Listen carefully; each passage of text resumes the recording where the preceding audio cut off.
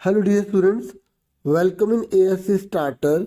Dear students, ये जो मैं आपके लिए वीडियो लेकर रहा हूँ ये साइंस की आंसर शीट है और ये क्लास 10th की है। देखिए, जब आप इस वीडियो को देखेंगे ना तो आपको काफ़ी चीज़ पता लगने वाली है और आप क्या क्या करें जिससे कि आपके पूरे के पूरे 80 आउट ऑफ 80 आ जाए। इस आंसर शीट में मैं आपको बताने वाला हूँ कुछ इम्पोर्टेंट बातें। देखिए, ये जो मैंने आंसर शीट ली है इसमें इस बच्चे के ना 78.5 आए हैं। इस बच्चे की डेट नंबर कहाँ कटे ये अगर आप ध्यान रखेंगे तो आपके नंबर नहीं कटेंगे। ठीक है, तो देखिए अब मैं आपको यहाँ पर इसकी आंसर शीट दिखा रहा हूँ और इस बच्चे ने बिल्कुल टू द पॉइंट मेन बात बताई है जिससे कि आंसर्स में अगर आपको पता लगे क्या लिखना है और आप टू द पॉइंट लिखते हैं तो आप पूरे नंबर गेट कर सकते हैं। और जब आप आंसर लिख रहे हैं तो कोशिश करो कि लाइन वाइज सारे आंसर दो। लेकिन मैंने आपको एक दिखाई थी वीडियो जिसमें एक बच्चे ने सारे क्वेश्चन कभी कौन सा कभी कौन सा तो सारे आंसर अलग अलग करे हुए थे। उसमें भी उस बच्चे के full out of full marks आए क्योंकि रिप्रेजेंटेशन अच्छा है। क्योंकि एक बात सीबीएसई की यही सबसे बेनिफिट वाली है कि अगर आप कोई भी क्वेश्चन करते हैं तो जैसे ही वो चेक हो जाता है उसके मार्क्स आगे चढ़ जाते हैं यहाँ पर। तो कोई भी बच्चा किसी भी क्वेश्चन को रिपीट नहीं करता। तो वो सोचे कि एक क्वेश्चन मुझे आता आगे पीछे कर दूं, वो 2 बार चेक हो जाए उसमें नंबर मिल जाए, ऐसा नहीं होता। तो इससे बेनिफिट होता है कि कोई बच्चा कोई भी क्वेश्चन कहीं भी कर देना तो उसको उसके मार्क्स जरूर मिलेंगे। लेकिन आप क्वेश्चन नंबर सही से लिखें, हो सके तो इसे बीच में सेंटर में लिखें और सेक्शन ए अगर साथ में कर रहे हैं तो आप लिखें, नहीं तो कोई दिक्कत नहीं है। ठीक है, अब जैसे 1 नंबर का आंसर है तो इतना सा यहाँ बताया गया है। लेकिन इस बार आपके एमसीक्यू में तो अब एमसीक्यू जो भी आपका होगा ए बी सी वो आप आंसर लिख के काम खत्म करेंगे। ठीक है, तो यहाँ पर देखो इसको इसमें फुल मार्क्स मिले हैं। यहाँ पूछा गया था कि पोटेंशियल डिफरेंस जो है, ठीक है, वो वोल्ट मीटर जो है वो क्या मेजर करता है। तो इसका आंसर क्या है कि वोल्ट मीटर जो है वो पोटेंशियल डिफरेंस मेजर करता है। ठीक है ना, तो इस तरीके से था। तो अब आप देखो कैसे इसे रिप्रेजेंट किया, जो जो इम्पोर्टेंट है ना उसके नीचे अंडरलाइन भी किया है। ठीक है, जैसे यहाँ लिखा है पैनक्रियास के फंक्शन बताओ। अच्छा, इस पेपर को देखकर आप और इम्पोर्टेंट क्वेश्चन भी देख सकते हैं कि क्या क्या बोर्ड में आए हुए हैं। ठीक है, ये वीडियो काफ़ी आपके लिए हेल्पफुल रहेगी। ठीक है, अब सेक्शन सी जब इसमें बच्चे ने बहुत अच्छे से तैयारी कर रखी है तो सब लाइन से ही कर रहे हैं। ठीक है, और देखो किस प्रकार से बॉक्सेस बनाकर उसको पूरा रिप्रेजेंट किया है, कितना प्रेजेंट किया है। और जो जो इसको लग रहा है कि ये मुझे बताना चाहिए इंपॉर्टेंट तो इसने अंडरलाइन कर दिया ताकि टीचर का ध्यान उन पर जरूर जाए। ठीक है, और जब नेक्स्ट पेज वो है तो पीटीओ लिख दिया उसने, प्लीज टर्न ओवर। तो वो नहीं भी लिखेंगे कोई दिक्कत नहीं है। ठीक है, आपकी लास्ट शीट देखी जाती है, जो खाली होती है उस पर लाइन डाली जाती है इसलिए।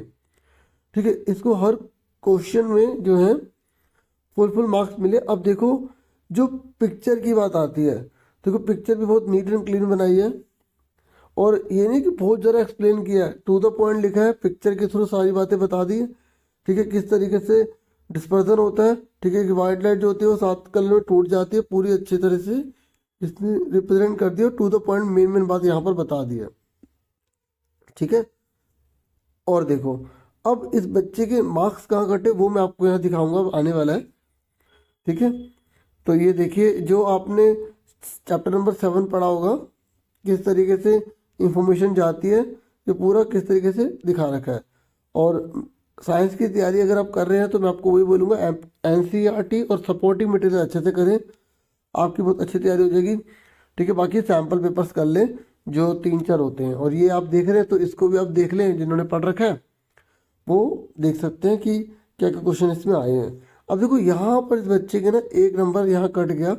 ठीक है, क्योंकि यहाँ पर कुछ पूछा होगा जो इसने इसका आंसर नहीं दिया, बाकी जो लिखा है वो पूरी बात यहाँ बताई गई। जैसे हो सकता है यहाँ पर, अब तो क्वेश्चन देखने पर पता लगेगा, 1 मार्क्स इस बच्चे का यहाँ पर कटा है। ठीक है, पूरा जितना लिखा है यहाँ रिप्रेजेंट किया गया। ये देखो, ये सीबीएसई की जब चेकिंग होती है ना तो पहले आधे मार्क्स ऐसे लिख दिए जाते हैं। ठीक है, उसके बाद उनका टोटल करके ऊपर यहाँ लिख दिया जाता है, फिर उसके बाद आगे ऊपर चढ़ा दिया जाता है। ठीक है, तो 11वें क्वेश्चन में इसके मार्क्स कम आए। अब देखो डिफरेंस भी देखो, ये नहीं पूरा बॉक्स बनाया गया है वो किया गया। देखो 3 नंबर का 3 पॉइंट लिख दिए, काम खत्म। ऐसे ही आपको करना है। ठीक है, और अब सुनो, जैसे अगर 4 मार्क्स का अगर 3 पॉइंट लिखे तो टीचर कैसे नंबर दे, एक ये भी रूल होता है, या तो आप 4 नंबर का 2 पॉइंट लिखो, 1 2 ऐसे, मतलब एक ही हो गया, एक ही हो गया, तो टीचर ऐसे नंबर दे देगा आपको 1 1 1 1।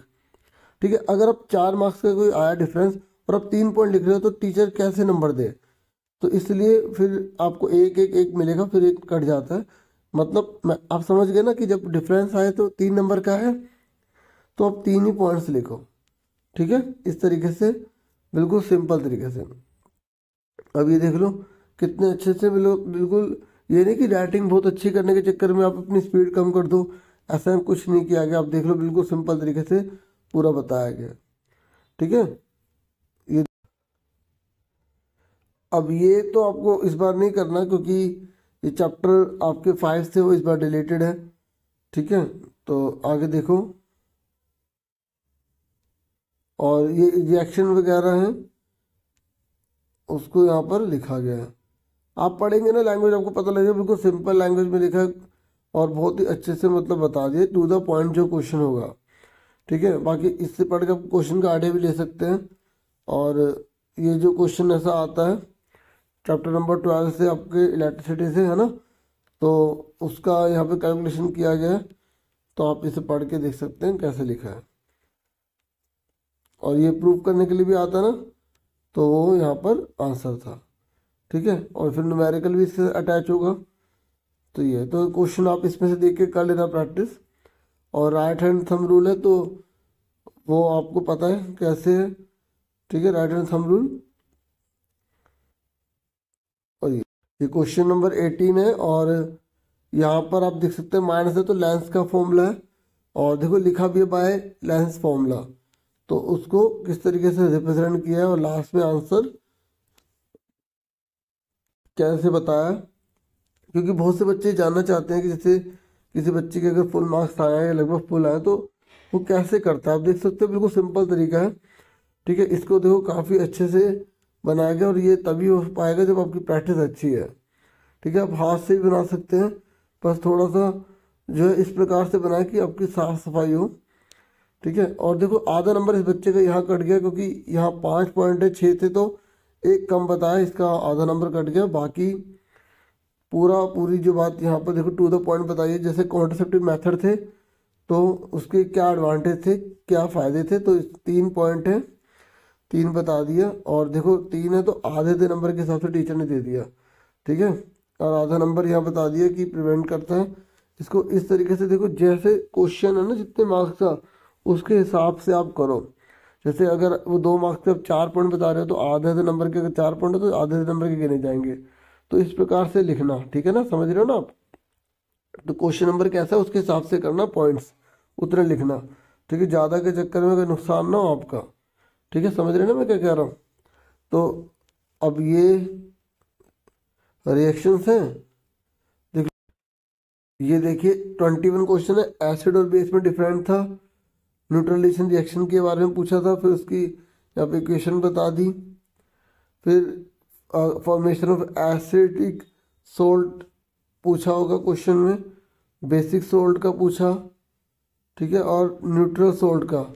तो इस तरीके से पूरा रिप्रेजेंट करके उसके मार्क्स यहाँ बच्चे को मिल गए। तो फिर सेक्शन ई जब उसने करा तो उसके बाद देख लो सेक्शन ई में जो आया होगा क्वेश्चन उसके हिसाब से उसने टू द पॉइंट बता दे। पिक्चर्स है, देख लो पिक्चर्स के नेम वगैरह लिखने थे तो वो भी सही से यहाँ पर रिप्रेजेंट किया।